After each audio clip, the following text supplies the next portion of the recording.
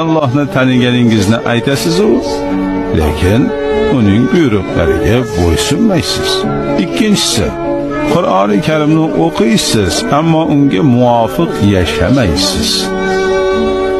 Hazrati Payg'ambar alayhissalomni sevishingizni aytasiz, lekin u zotni o'zingizga rahbar qilmaysiz.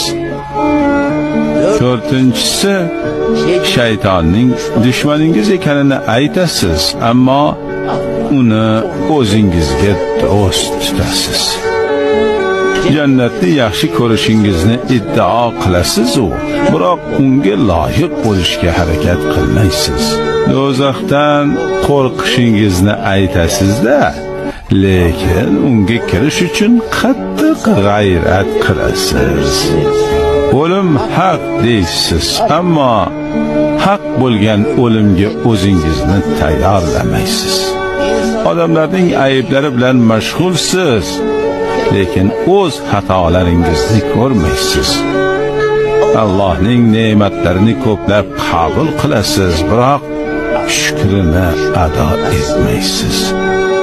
Nihoyat oxirgi 10-siga keldik.